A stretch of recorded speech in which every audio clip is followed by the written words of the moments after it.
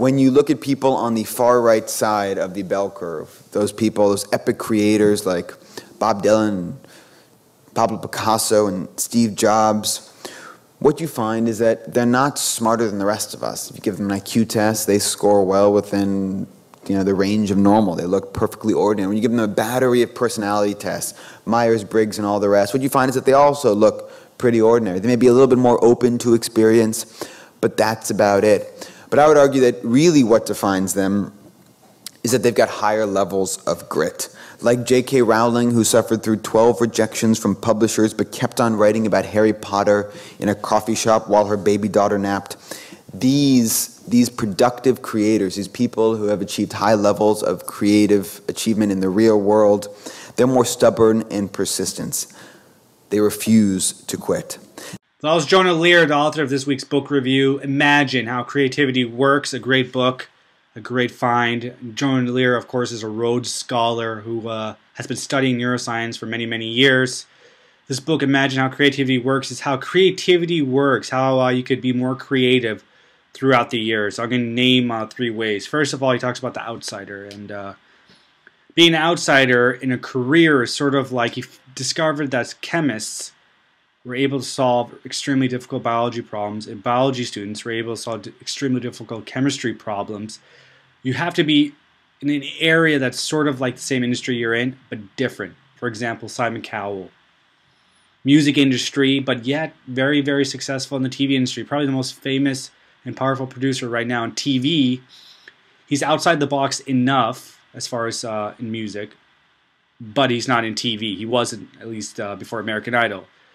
Steve Jobs, of course, also has never written a line of code in his life, but was into gadgets when he was a kid and putting together gadgets. And coding is very similar, I guess. It's all technology, and he wasn't in the industry, but he was in it enough. He was an outsider. That's why he was successful. He talks about how grit, and I guess you saw that video, grit is very, very important. Gotta keep going, man.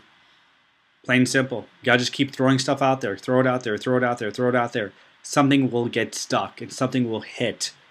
Talks about Oprah and Steve Jobs and how you think they're geniuses, and they might be, but their genius really is grit.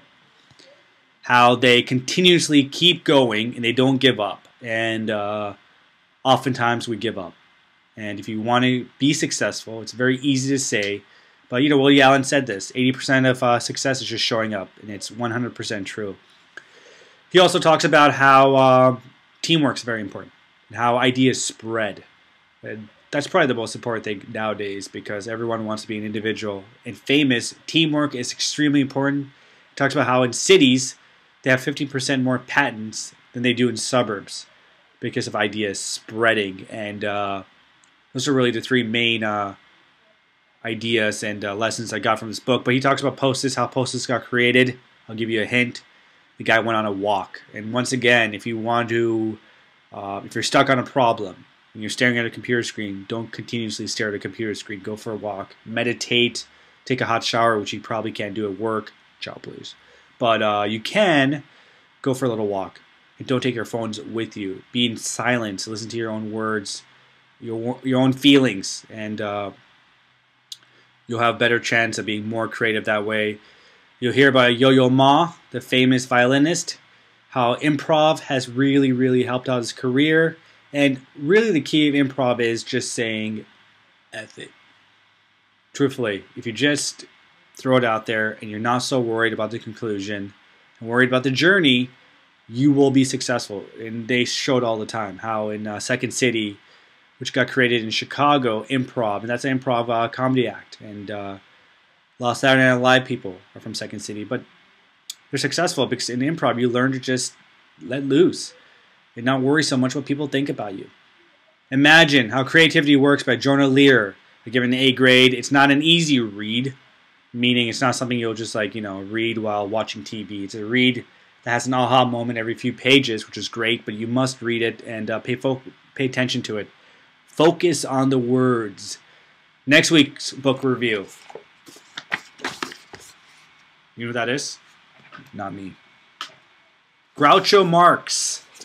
The Groucho Letters. Groucho Marx was a famous comedian. And Letters from and to Groucho Marx. He's part of the Marx Brothers. I read 5 pages. It's already brilliant. Already an A grade. 5 pages in. Genius. Look at that cover. Look at this puppy right here. Look at that. Look at that cover.